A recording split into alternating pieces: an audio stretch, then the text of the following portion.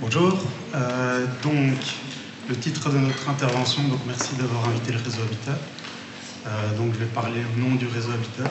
Il y a plein de collègues ici qui nous accompagnent. Le terme, c'était donc l'expérience de la précarité. Donc, on a fait PowerPoint à plusieurs.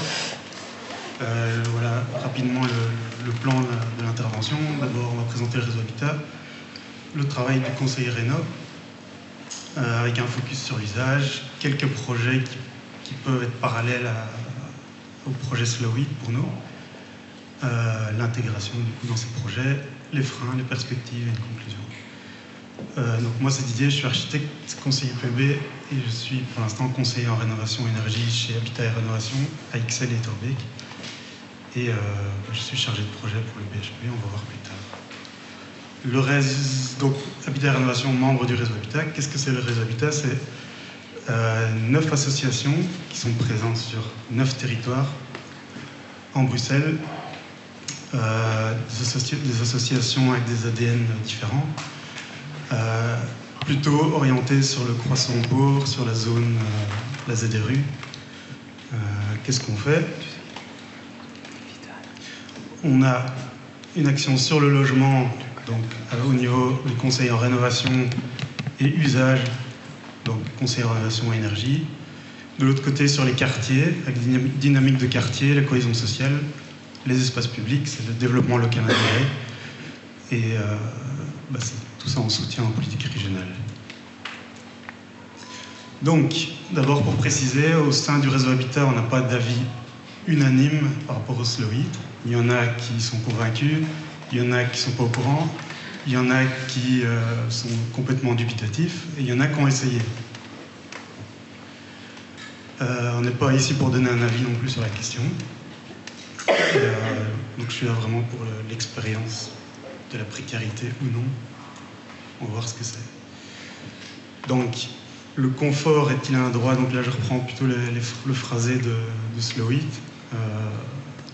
Le confort est-il un droit, un luxe ou un privilège? Est-ce que ça affaiblit les luttes pour le droit au logement décent? Est-ce que c'est une lubie bobo ou une piste d'action? On va y répondre à la fin. Donc, d'abord, on s'est demandé qu'est-ce que c'est un public précarisé, puisqu'il y a une définition de précarité, c'est très compliqué. Donc, on considère que c'est un public rendu précaire, donc fragilisé, momentanément ou pour une longue durée, avec, pour la crise du logement, à cause de la crise de l'énergie, la crise Covid, crise climatique, la crise Tesla. Et donc, c'est vraiment difficile à définir officiellement. Ça rend plein de situations différentes. C'est pas forcément des gens pauvres et, à contrario, des gens privilégiés ne sont pas forcément des gens riches. Alors, notre rôle, on va faire le focus conseiller énergie. Je peux passer une ligne. Donc on est centré vraiment sur l'usage, donc en parallèle au conseil rénovation qui va conseiller les gens pour leur rénovation, pour la priorisation des travaux, les demandes de primes, tout ça, donc plutôt dans la stratégie rénovation. On va aussi agir sur l'usage. Et donc ça va se faire, donc c'est vraiment complémentaire, ça va se faire par une sensibilisation, par exemple à la bonne résolution, régulation du chauffage, du thermostat, des vannes, expliquer le concept de chauffage et de faire attention à sa consommation, c'est-à-dire en être conscient. Tout ça parce que on sait que le chauffage, c'est la principale dépense financière et en énergie primaire et finale. Nos actions, c'est des ateliers, des animations, des ateliers, des mini-conférences, avec des échanges de bonnes pratiques, des animations collectives, mais aussi des visites à domicile. Donc, par exemple, là, on a 2 exemples. Une animation pour un public, pour le coup, très précarisé, puisque c'est avec le CEMO, donc des primo-arrivants ou des gens qui sont en logement de transit, ce genre de personnages, qu'on essaye de choper au fait quand ils sont disponibles pour les sensibiliser au bon usage du logement. puisque souvent c'est le premier logement qu'ils occupent en Belgique. Lors des visites à domicile, on tombe souvent sur des horreurs. Ici, c'est des exemples plutôt de visites d'insalubrité, avec un chauffage électrique au-dessus de la baignoire, qui n'est de toute façon pas réglementaire. Un chauffage, quelqu'un qui est empêché de bien chauffer puisqu'il n'a pas accès à sa vanne, parce que son logement est tellement minuscule qu'il a dû mettre une armoire devant. Donc notre public, il est divers.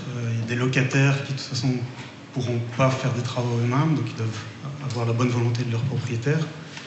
On a des propriétaires empêchés, des propriétaires précaires, beaucoup, qui n'ont pas les moyens de rénover leurs biens. On a aussi des propriétaires tout à fait aisés ou privilégiés ou moyens, qui vont faire des travaux et qui ont besoin de conseils. On les appelle aussi les empêchés de la révolution, puisqu'ils, soit des raisons économiques, soit techniques, ils n'ont pas la possibilité de faire des travaux. Même avec les primes, même avec les éco-rénov, ça reste cher de faire des travaux, de plus en plus cher. Et donc les différents groupes auxquels les groupes préformés, il y a les groupes alphabétisation, les femmes solo, des parcours de citoyenneté pour obtenir la nationalité, l'insertion par le logement, des groupes de seniors, des gens isolés, etc., etc. On forme aussi parfois une autre première ligne, par exemple des assistantes sociales qui peuvent après donner le bon message à leurs bénéficiaires. Et donc, on a aussi pas mal de projets d'accompagnement à l'usage. Je vais m'attarder sur deux projets ici, donc le BHPE, donc le suivi de bâtiments à haut potentiel énergétique, et un collectif énergie porté par la maison de quartier Bonneville. Donc, je vais expliquer le projet BHPE. C'est un projet pilote qui s'est déroulé de 2019 à 2021, payé par Bruxelles Environnement. Donc c'était aussi une méthode co-construite avec plusieurs métiers. Il y avait des architectes conseillers en réno, il y avait une chercheuse qui a lancé le projet, des assistantes sociales, des assistants sociaux, des coordinateurs, plein de métiers différents, un peu comme Slowy. Et donc là, c'était le but d'accompagner les ménages de ces nouveaux logements sociaux qui sont construits par la SLRB, pour la plupart, et qui sont sur le papier à haute performance énergétique. Le but, c'est d'accompagner les ménages, et aussi, on s'est rendu compte qu'il fallait accompagner aussi les gestionnaires. Tout ça pour créer des outils réplicables qui peuvent être utilisés par d'autres acteurs plus tard. Donc ça fait en tout sur pas mal de bâtiments à Bruxelles. On a touché à l'époque 220 logements, maintenant on est encore plus loin. On a accompagné 11 gestionnaires. Donc tout ça c'était basé sur un constat, une étude Méthos qui était faite par la chercheuse Julie Noël, toute seule je pense. IST4, voilà. Et qui avait là-dedans, on se posait la question, qu'est-ce que c'est un habitant d'un bâtiment à haut potentiel énergétique, de performance? On ne peut pas le définir, il n'est pas unique. Et donc on a défini 4 profils un peu différents. Il y a les exécutants qui appuient sur le bouton comme on leur a bien dit, comme on leur a demandé. Il y a les explorateurs qui n'ont pas peur de la technologie, qui essayent tout et qui possiblement dérèglent aussi. Les dépendants qui, rien ne fonctionne, ils vont se plaindre. Et les empêchés qui vont essayer de contourner si ça ne fonctionne pas comme ils le pensent. Par exemple, boucher une ventilation, ce genre de choses. Et ça, c'est des visites à domicile dans le cadre de ce projet pilote. Donc on a, on va dire que c'est la plus grande nouveauté pour les habitants qui habitent ce genre de logement, puisqu'avant ils habitaient souvent dans un logement dit normal. Ils découvrent toute cette technologie, principalement la ventilation mécanique. Et donc, généralement, ils arrivent dans un logement et personne ne leur a expliqué comment utiliser ces boutons, ce bâtiment. Pourquoi est-ce qu'il y a une ventilation?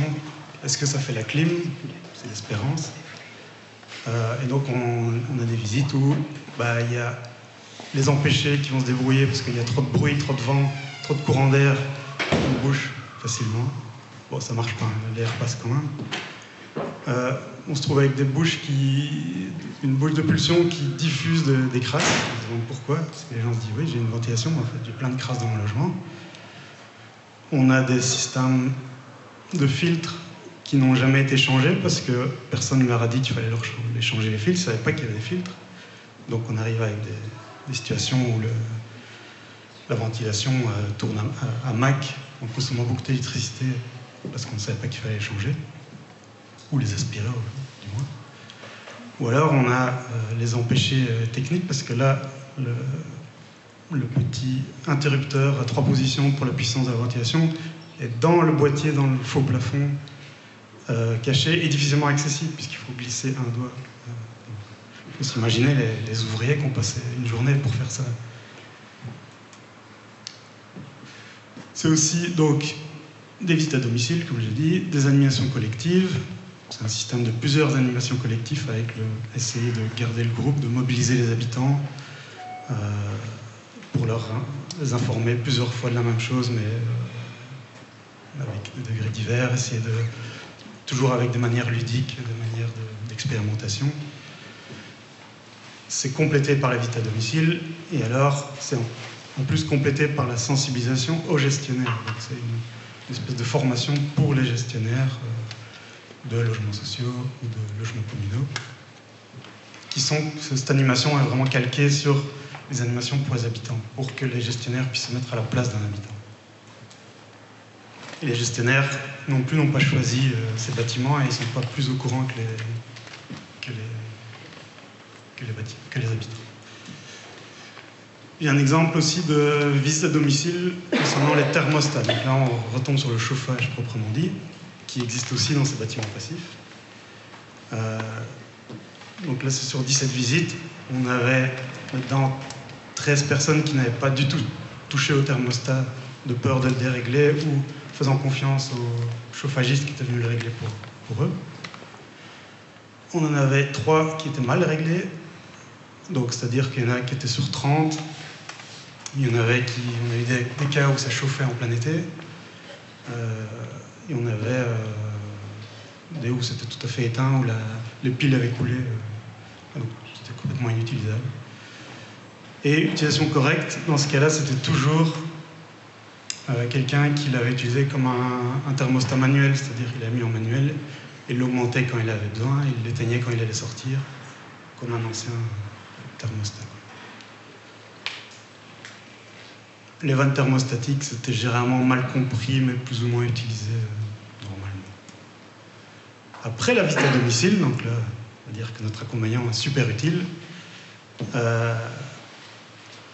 on avait 10 ménages qui souhaitaient toujours pas toucher au thermostat, du coup ils préféraient qu'on les programme pour qu'ils n'y touchent pas en fonction de leur mode de vie. Et puis les autres qui voulaient utiliser eux-mêmes le thermostat parce qu'ils avaient maintenant un petit tuto et c'était plus compréhensible.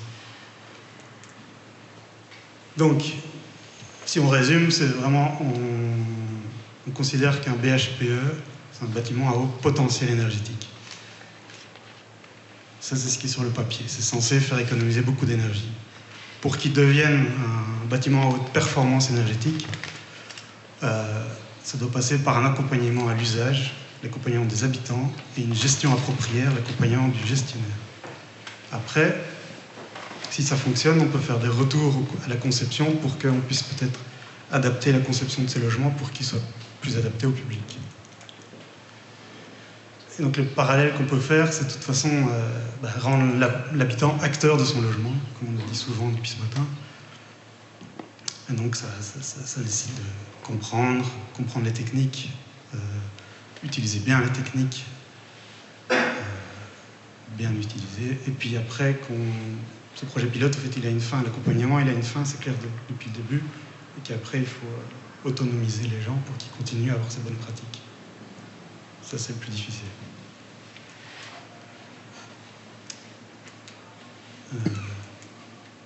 Alors, un autre projet, c'était le collectif énergie.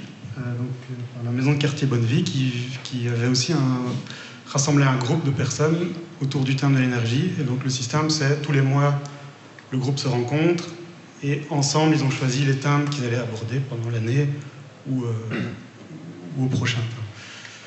Et la suggestion, c'était en décembre, c'était qu'un de ces ateliers ait comme thème le slow heat. Et donc, Inès et Donna ont expliqué le concept du slow heat, je pense. Donc il y a eu un brainstorming avec les dessins pour savoir ce que les gens faisaient pour économiser le chauffage, en fait. Donc là, on a baissé le chauffage de jour, mettre des couches comme un oignon, bien régler le thermostat, cuisiner, danser, prendre des douches, repasser le plus les vêtements, mettre ses vêtements dans sa couverture pour les préchauffer le matin. La nuit, c'était mettre des plaids, mettre un pull, mettre une bouillotte, mettre des chaussettes et bien s'habiller quand on sort. Enfin, toutes des choses assez évidentes. Et donc, je pense qu'Inès et Donna se sont rendus compte que déjà, la plupart des personnes l'appliquaient déjà chez eux, le slow heat. Ils étaient d'ailleurs apparemment étonnés qu'il y ait des chercheurs qui s'amusent à l'expérimenter et qui étaient payés pour ça en plus, en partie. Et donc, soit c'était par contrainte, parce que, on va voir, il y a des gens qui aimeraient bien atteindre les 17 degrés, mais qui sont dans l'impossibilité. Et sinon, il y en a beaucoup qui, par choix d'économie ou de juste état d'esprit qu'il faut économiser, quoi que ce soit, ou qui ont une vision écologique de toute façon. Alors les freins qu'on pourrait imaginer au slow heat, ce que je viens de dire, le public précarisé est souvent déjà dans une démarche slow heat, soit subi, je viens de le dire. Il peut y avoir aussi le chauffage qui ne fonctionne pas et le propriétaire qui ne réagit pas, donc on est slow heat pendant 2 mois, on n'a pas de chauffage. Souvent pas d'eau chaude non plus du coup. On est volontaire, souci d'économie, et ça n'a pas grand chose avec le prix de l'énergie. Et puis on a quand même une grosse partie de notre public qui est déjà au tarif social, donc la crise énergie, on l'a vu passer en fait, sans trop s'en rendre compte. Si on est plus uniquement pour le projet BHPE, dont j'ai parlé avant, les températures dans ces logements sont souvent OK en hiver, même sans chauffage. Et du coup, ils sont à 19, 20 degrés. Donc, ils voudraient bien faire slow heat, ils ne pourraient même pas. A contrario, le problème de surchauffe estival, là, on l'a constaté quasiment généralisé dans ces logements. Là, on ne sait rien faire, à part slow cool l'année prochaine. Un autre frein, c'est entre guillemets le matraquage de la révolution. On a l'impression que c'est toujours tout à l'isolation technique, c'est aussi les médias qui reproduisent ça. La cuite de l'usage, qui peut faire une grosse partie de l'économie. Donc il y a une partie du public qui se sent obligé d'abord faire de l'isolation, ça va être obligé avec le certificat PEB, ce genre de choses. Et puis, même avec les primes, c'est difficile. Ou alors le slow heat est impossible, on n'a pas de contrôle sur la chaudière, donc ça chauffe même si on ne voudrait pas. BHPE peu besoin de se chauffer. Et puis il y a le système que la VMC encourage à avoir une température uniforme partout, même dans les chambres. Souvent on a des gens qui disent ça n'a pas de sens que je chauffe dans les chambres. Pourtant je n'arrive pas à avoir une chambre froide. Et du coup, les empêchés vont ouvrir la fenêtre la nuit pour qu'il fasse froid dans cette chambre. Et puis il y a toujours cette question du relevé des consommations qu'on n'arrive pas à mettre dans la tête, c'est difficile, il y a les applications, il y a tout ce qu'on a beau essayer, des outils, c'est très difficile de pérenniser le relevé des consommations. Pour nous c'est vraiment crucial pour de nouveau être acteur de son logement, savoir combien on consomme toutes les semaines, vérifier si ce qu'on fait a une action, a une conséquence sur sa consommation. Les perspectives qu'on voit, c'est que, comme avec le BHPE, c'est qu'il va nécessiter une création d'un nouveau métier d'accompagnement à l'usage. C'est vraiment un métier qui passe par des visites, par des animations. Nous, on le fait déjà, mais on ne fait pas que ça. Ça pourrait être vraiment un métier à part entière pour pouvoir apprendre les techniques c'est autant aux habitants, aux gestionnaires, mais là j'insiste, les gestionnaires privés, qui pourraient être les syndics, qui pourraient se renseigner là-dessus, les copros, enfin, une grande majorité des logements à Bruxelles, c'est des copropriétés. Comment agir sur une copropriété? Par exemple, on fait des accompagnements tout le temps sur les logements sociaux. On aimerait bien en faire un sur une copro de logement de luxe. Ça serait autant utile, si pas plus, parce que c'est des grands logements. C'est toujours important que ce soit collectif et individuel, comme le Slow It. Il faut que ce soit ensemble, que ce soit des groupes qui se soutiennent, qui s'échangent les bons procédés. Et puis peut-être qu'il faut que les normes changent grâce à ce genre d'action. Hein. Pourquoi est-ce que sur une vanne thermostatique, le 3 est plus gros que les autres? Ça devrait être le 2, par exemple. C'est une idée qu'on pourrait lancer. Et que, au fur et à mesure, à 18 degrés, au lieu de 20, comme norme. Comment toucher les habitants de logements privés? Comment? J'ai déjà dit. Viser aussi les grands consommateurs. C'est pas forcément les bâtiments les moins isolés, c'est pas forcément le public précarisé, c'est pas forcément le logement. Je lance des pistes. Et après, c'est vraiment ne pas se la jouer ruissellement. Non, ça peut venir d'en bas aussi, les bonnes pratiques. Et partager entre tous les publics la responsabilité de la consommation. C'est tout le monde qui doit prendre part. Toujours, l'acteur doit être l'habitant doit être acteur de son logement. Et donc, matraquage pour le suivi des consommations. Ça peut être quelque chose que les médias peuvent. Il faut être conscient de ses consommations. Il faut avoir ses relevés de compteurs. Maintenant, avec les compteurs intelligents, il y a des applications. Bon, après, on parle de rupture numérique, ça c'est un autre sujet, mais c'est pas si facile. Je montre un peu deux images ici de l'appareil, donc on en parlait ce matin, le thermomètre, hygromètre. Moi, c'est l'appareil que je préfère dans les animations, dans les visites. C'est quelque chose qui parle à la fois de chauffage et à la fois de ventilation. Les deux sont liés. Si c'est trop humide, on consomme plus de chauffage. Et on peut se rendre compte de quelle température il fait. Quand je pose la question à une animation, quelle température vous croyez qu'il fait dans cette pièce?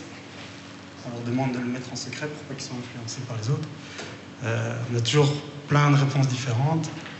Et parfois, il y en a une qui est bonne, mais on n'a pas forcément la bonne conscience de la température. Et après, je suis d'accord avec le fait qu'à un moment, il faut fonctionner sans thermomètre, justement, pour ne pas être influencé par ce thermomètre. Mais savoir qu'il faut ventiler et que quand on ouvre une fenêtre avec ce type d'appareil, on voit très très vite le changement, donc c'est encourageant aussi. L'autre image, c'était une étude sur des logements publics en Hollande il y a quelques années. Donc c'était la différence entre le potentiel de la classe énergétique et la consommation réelle après quelques années. Et donc on voyait qu'un A consomme plus que prévu, qu'un F ou un G consomme beaucoup moins que prévu, et que la moyenne c'est le D en fait. Donc là ça nous a posé un peu question que si on passe d'un potentiel, il faut arriver à la vraie performance. C'est pas parce qu'on habite une passoire énergétique qu'on consomme beaucoup. Donc, consommation d'énergie, c'est les conclusions que je vois. Donc c'est toujours l'importance de l'usage par rapport au bâti. Toute la question de la PEB, du certificat PEB, qui était beaucoup dans les médias. Quelle est sa valeur si on ne prend pas en compte l'usage? Pour nous, le Slow It, ça doit être inclus dans une démarche globale de l'usage. C'est un outil parmi d'autres. C'est pas forcément, ça ne peut pas être tout seul, la seule action. C'est une vision holistique, mais je pense que Slow It a une vision holistique. Et donc ça doit être sur mesure, c'est-à-dire que ça doit être adapté à chaque public, à chaque groupe, à chaque logement. Et donc ça demande du temps, des moyens, de la main-d'œuvre. Et donc si on veut répondre aux questions qu'il y avait au tout début, le confort est-il un droit, un luxe ou un privilège? Ça dépend vraiment du ménage concerné et du logement, c'est impossible à répondre. Est-ce que ça va affaiblir la lutte? Donc c'est notre cheval de bataille, le droit au logement décent. Je dirais que le problème du logement insalubre ou logement décent, c'est plutôt lié au marché ou à la politique du logement, pas Slow It ou quelques démarches que ce soit. C'est la crise du logement, c'est ça qui oblige à habiter dans des sous-sols humides, à ne pas pouvoir se chauffer assez. C'est un autre problème, quoi. Alors, est-ce que c'est une lubie bobo? Oui, mais on peut beaucoup apprendre des retours d'expérience du public précarisé. Slow It peut être pour eux, c'est un choix, ça peut ne pas être un choix. Donc ça, c'est ce que je dis toujours aux animations. Ok, chauffer moins, je suis d'accord, mais c'est surtout qu'il faut chauffer mieux. En conscience, en fait. En pleine conscience.